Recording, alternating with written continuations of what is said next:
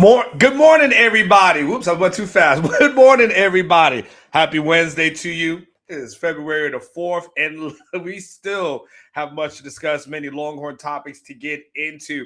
I'm building on a conversation that I've been having this week, and it's about somebody being him. He is him, and it's an extension of the Cam Coleman conversation, but it's coming from a different perspective. So just hit the like button, subscribe to the channel if you haven't done so, because I think there's a good way to get about this that we have not gotten into, and I've got some good numbers that I really want to throw at you. So sit back, relax, and enjoy the ride. I hope everyone's doing well. I hope everyone's having a fantastic Wednesday. Give me a second to just tweet this thing out to let everybody know that we are live. And here we go. Boom. And now I am done. Good morning to you, Money B. Good morning to my main man, Mike Torres, in the house. To everybody else who's going to be filing in as well. Good morning to everyone. And good morning to you, Darian. Good to see you. Good to see you. Where's Rodolfo? Where's his hating ass at? In any case, he's too busy hating to do anything. This conversation really began on Monday of this week. It was Overreaction Monday show. If you haven't had a chance to see it, go back and watch it, catch an eye. We were talking, and we were having good morning, Green Lantern. We were having a conversation as relates to Cam Coleman, right? Mike Torres, I didn't know you follow recruiting so much, by the way. That was really impressive yesterday. And we were having a Cam Coleman conversation, and one of the things that came out of that conversation was Ketch's assertion that he thinks Cam Coleman might be one of the most physically gifted receivers that Texas has seen since Roy Williams, and arguably the best receiver that Texas has had since Roy Williams, right? And for me, at that time that Roy Williams was in college, I was covering the NFL. So because I was covering the NFL, a lot of times covering the Bucks at that time, I wasn't watching a ton of college football. And so I was familiar with him, obviously, because I knew he was a stud, right? All those kind of things. But I can't tell you I watched every single game. So I kind of defer to you guys as relates to those kind of, I'm willing to take a step back and say, I've been willing to admit what I don't know. I know about Roy Williams as an NFL player. Like that part I've got. But as a college player, okay. And then there was this interesting debate on Orange Bloods, because then people started going Jordan Shipley versus Roy Williams, right? And so everybody just kind of left Cam Coleman alone for a second. And then it was Shipley versus Williams. And there was like several pages of people debating just out of the clear blue who was the better of the two, right? And so that conversation kind of got started. That's how this whole thing kind of got started. So yesterday, Chad, I posted something on Orange Bloods, and Chad wanted to kind of piggyback on that, but thankfully he didn't go entirely in the way that I kind of had written the story or Orange Bloods, but I'll get into a little bit more details with you guys. And the question really becomes, okay, is Cam going to be that guy? Is Cam going to be him for Texas this year? Not a good component, not a nice piece, but I am talking the alpha dog, the rare air type of guy, like that rare air kind of season that we kind of believe he can have. But that's kind of the question, because look, at the end of the day, Texas didn't go out and get Cam Coleman, so we're clear, with the expectation that he was just going to be a dude. Oh, that's not the expectations, right? And so if they just thought he would be another guy, well, they just could have rolled with Ryan Wingo for another year. It's nothing against Ryan Wingo, by the way. Huge fan. So don't take that. I don't want Ryan Wingo's family rolling up on me on Bevo Boulevard trying to swing on me or nothing like that. So I just to be clear, I'm not. There's no disrespect intended, right? But if they just wanted Ryan Wingo to be like 1A and then have everybody else as an option number 2, they could have done that. But they signed Cam Coleman with the expectation that however you want to put it, 1A, 1B, but pretty much that Cam Coleman's going to be that guy. And Ryan Wingo, smart young man, did a lot to recruit Cam Coleman to get him. One of the things I have reported in the offseason. Well, I said we're in the offseason right now, but when Cam visited, that one of the guys who was always in contact with him was Ryan Wingo. And so Ryan Wingo understood, like, Batman needs Robin. And they can, whatever roles they want to play. And maybe they're not a Batman and Robin. Maybe there's another superhero, Green Lantern. You might give me a better superhero example of what Ryan Wingo. In fact, that's my challenge to you, Green Lantern. Give me a better superhero comparison for those two. That there you go, Green Lantern. I want you to work on that for right now, please. And so now we're kind of getting into that the question of, okay, well, he's here, he's on there. And so the reasons for optimism, I believe, for me, is that, when you start thinking about Sark's system, Sark's history, the numbers really point to him being like that guy. So now, one thing that Chad did do, and now I'll piggyback off of him. And good morning, Lewis. How are you doing? Where's Tesh? Where's Tesh at? Tesh. I think I got it right this time. I want to point to something that I think is really interesting. And, now listen, I don't know if this is the outlier or not, but where are we? Hold on. Okay, here we go. All right. Put this on the screen here for you guys. Let me make that a little bit bigger. Let's see if I can enlarge that just a little bit. Hold on one second, y'all. Hold on one second. I ain't got a producer, so please forgive me. I'm doing the best that I can. Now, what does that look like on the screen? All right, that doesn't look too bad. Okay. So what we're looking at right now is that the 2020 Alabama football team. We're going to look specifically at the offense stats. And this is probably Sark's crowning moment and crowning achievement as a play caller. Like, this is where Sark had all the tools, all the necessary tools, and he was able to put this together, right? So what's crazy is that we start from the quarterback thing. And look, I don't know if y'all want to compare this team for your expectations to that 2020 Alabama team. I wouldn't be mad at you if you did, though. I just going to be, just to be clear. Now, it's interesting that we start with Mac Jones, right? Mac Jones with a sick completion percentage, just sick, okay? And then he gets to 4,500 yards, 41 touchdowns, and 4 interceptions. That is sick. And look what his QB rating is, 203.1. That with Bryce Young on the bench, by the way. That's, you know what I'm saying? That is just playing. That is just some insane stuff, right? So we click down here, keep going, right? Let's go to rushing yards. I told y'all this is my favorite. This is my favorite websites. One of my favorite websites. You look at Najee.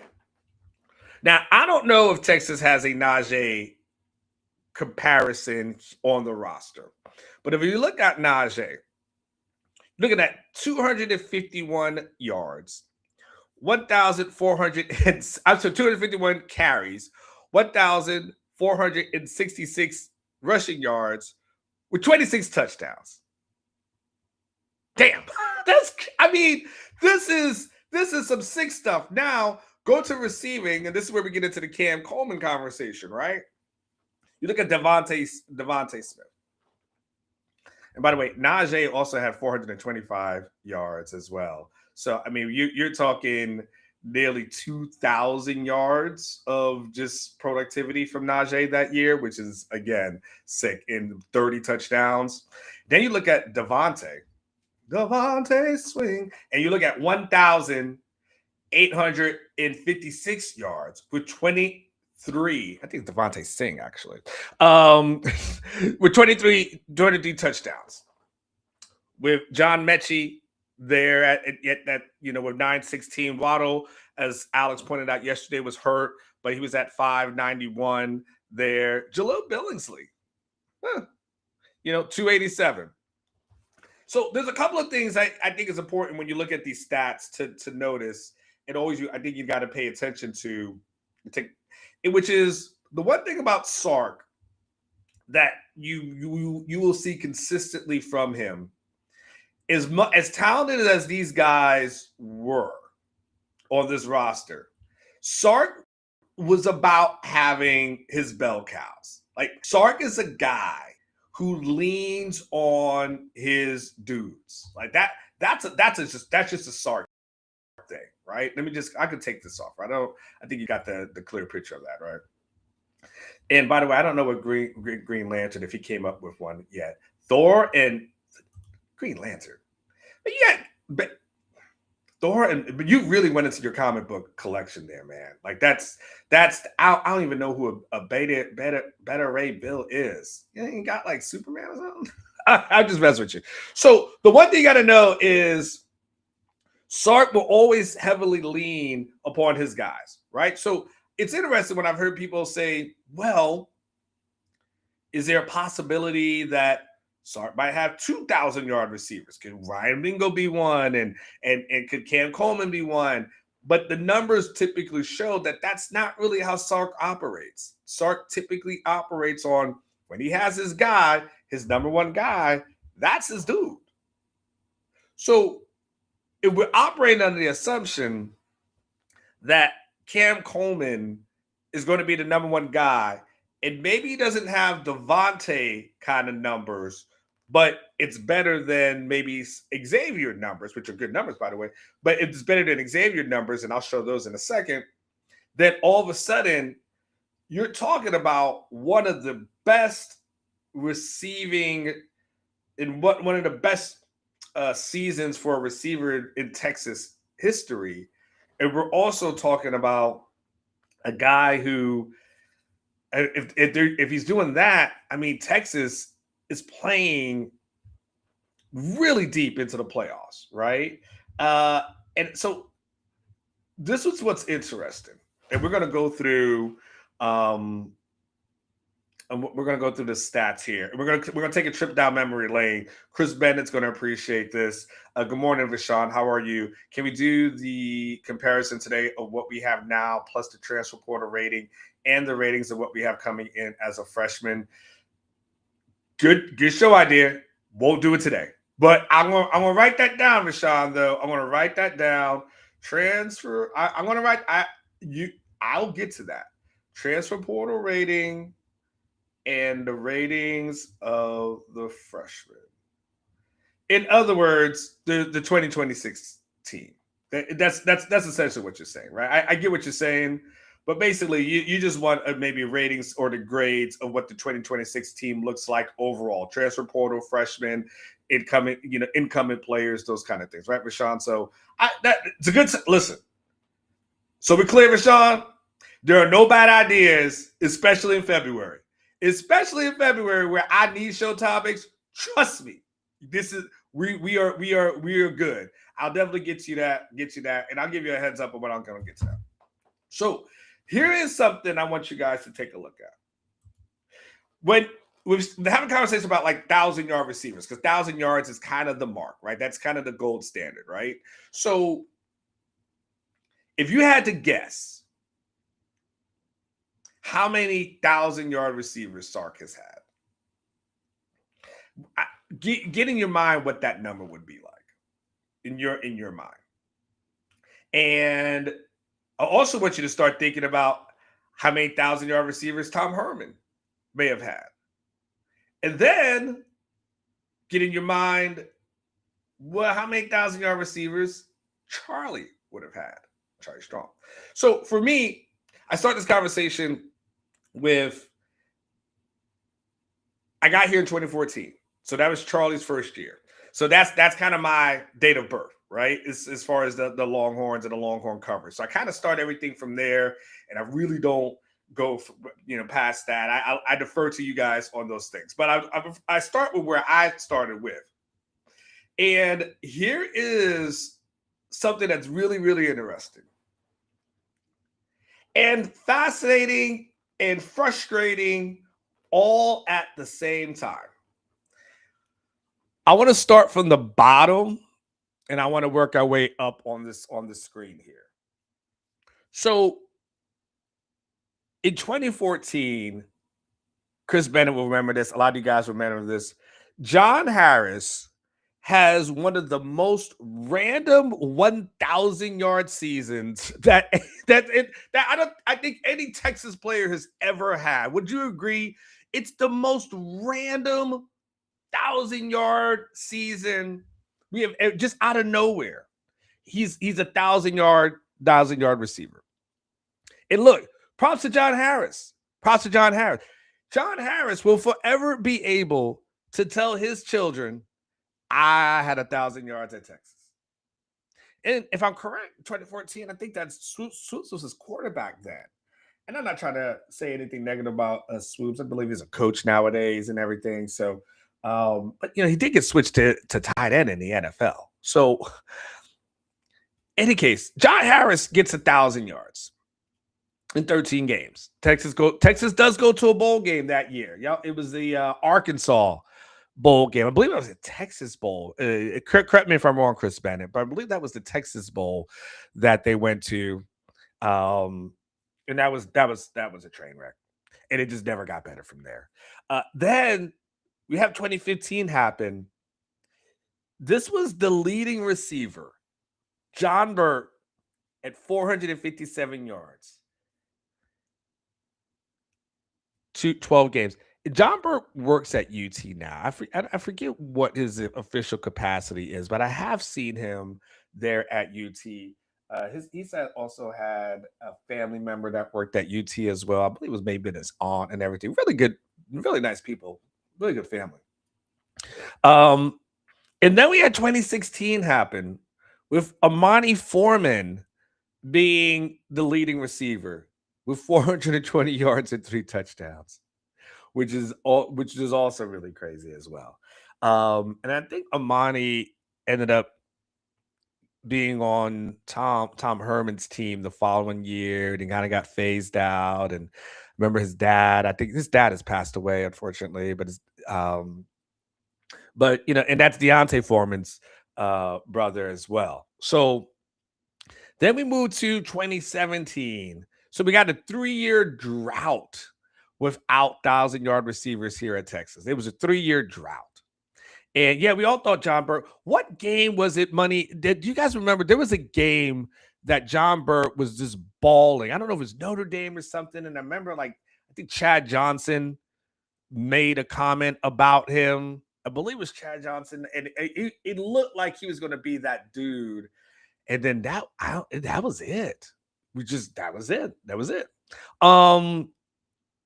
Then we got Colin Johnson that comes in a little bit better, 765. And I believe that Colin Johnson, that might have been his freshman year, something to that effect. Sandman, thank you, 2016 Notre Dame. I felt like it was Notre Dame because I felt like it was early in the year, and we just were left hanging for the rest of the year, right?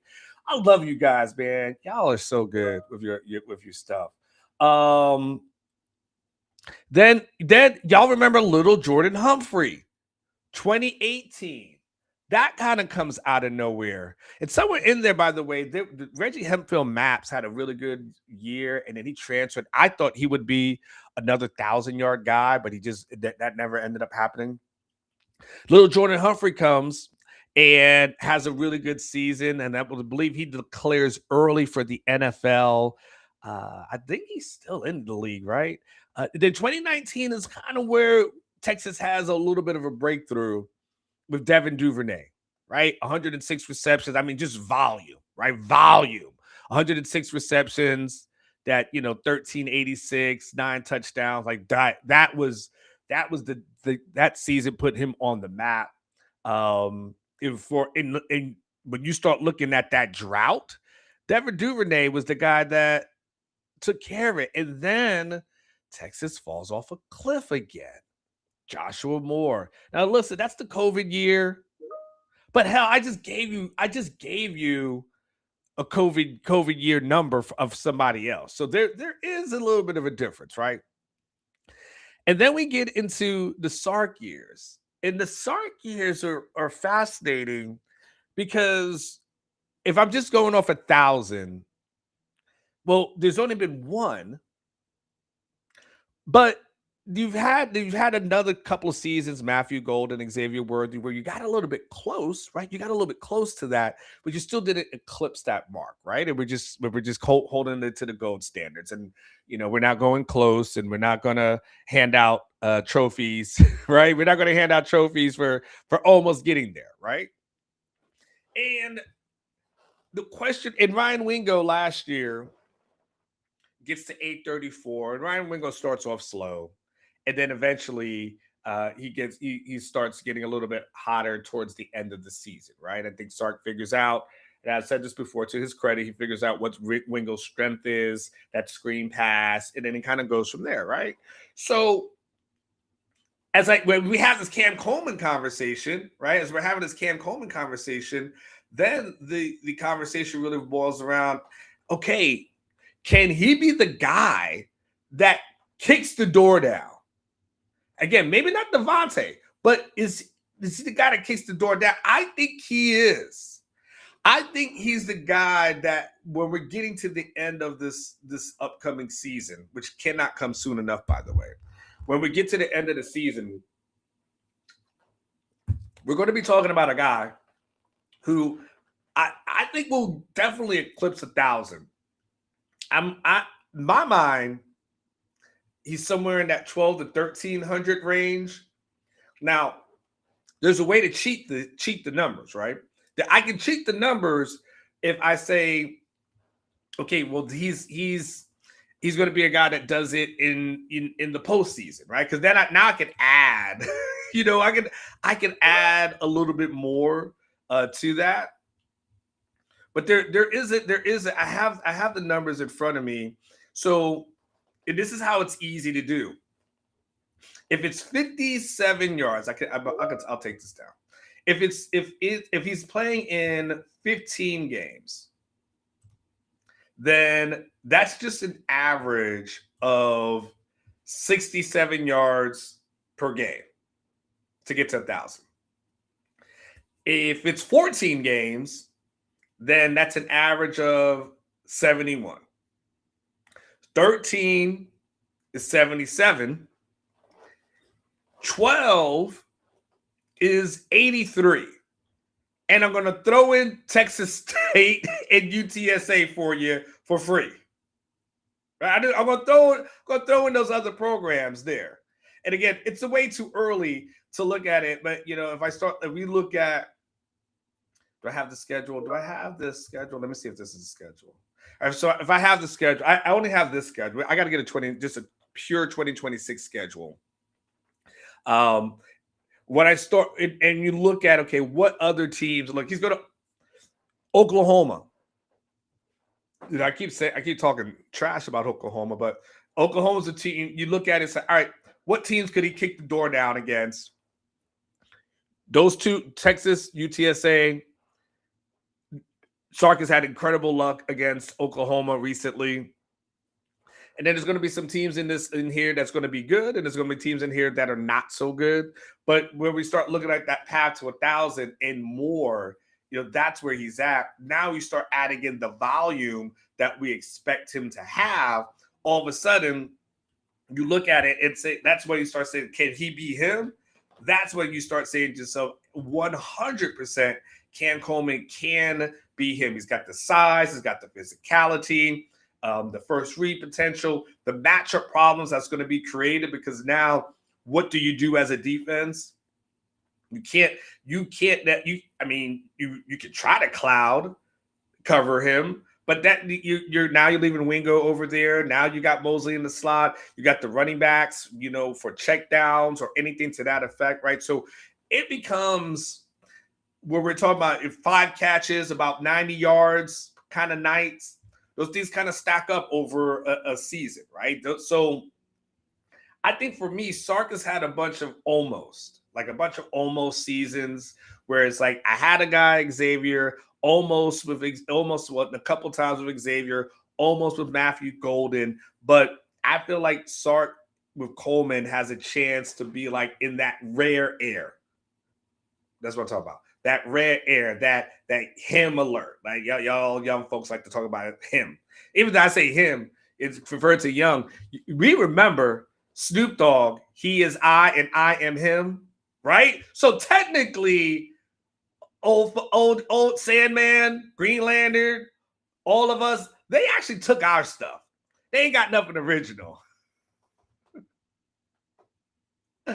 Anyway, all right, so there's that one. I want to tell you guys about a couple of things. Speaking of CDC, guys, I want to make sure you guys know about something for this evening. Hold on. I'm glad someone mentioned Chris Del Conte. Guess who is having a town hall meeting tonight? Yeah, Chris Del Conte. He's having a town hall meeting, y'all. So make sure y'all check that out to see what he's talking about and what's on his agenda. I'm gonna take this off here. Yes. So tonight, 6:00. If you're by UT, it's down at the Touchdown Club, and I get all kinds of notifications during my show. And then look, there's ways you guys can watch it online. You basically have to get this LHN app. So when you're somewhere, how you watch it, right? You got to watch the LHN. This is, I'm telling you, on the Google Play, on your Apple device. You guys, there's a way to put it. So just Google Chris Del Conte town hall meeting. You guys can put it on your Roku. You can watch it on your television, your Fire TV, all kinds of things, all kinds of stuff. Apple TV. So anyway, make sure you guys check that out because I know one thing that's going to be asked. Somebody's going to ask about that non-conference schedule. So somebody's going to ask about it. And I want it to be one of y'all. But make sure you guys check that out because Del Conte is going to be talking tonight. So make sure y'all check that out. And can I just tell y'all one quick thing? Just one quick thing before I get out of here. Unk's usually ahead of the curve when it comes to what's probably going to happen, right? Not necessarily like game predictions per se, but I'm just talking about I can tell you in advance what to be on the lookout for. Remember a couple of years ago, I told you guys, hey, look, Arch is clickbait. Get ready because reporters are going to take advantage of that, and they're just going to put just the most random Arch stories out there in order to get clicks. And about a year or so later, you just see the most random. Arch has decided that he's coming back to Texas. Like, who the hell said he was coming back? Who said he was leaving, right? You see this couple of years in a row, right? And all kinds of just stuff. Anyway, here's where Unk's going to tell you, get ready. Months in advance. Yesterday, the CFP announced the dates for the bowl games and the semifinal games. Get ready for more complaining and nagging from coaches about the calendar.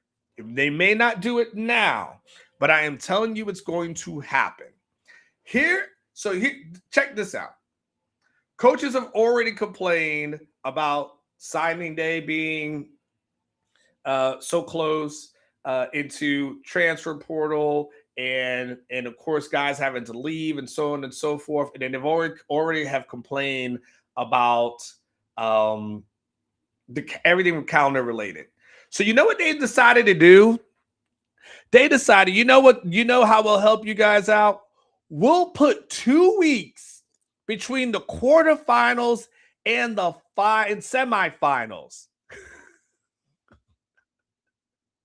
They literally are saying, hey, you're going to play the quarters this upcoming season on January 1st. And then you could do the semifinals on the 14th, which probably is once again going to be in the midst of transfer portal season. And they decided, hey, man, that's the one thing that we think will really benefit you / make your life hell. And get ready for a slew. I am talking about a multitude of coaches complaining about what's this, something wrong with the calendar. We got to fix the calendar. We got to fix the calendar. And they're just making the calendar even harder on themselves. I mean, at this point, I'd have to look up when is the national championship game. What date is that?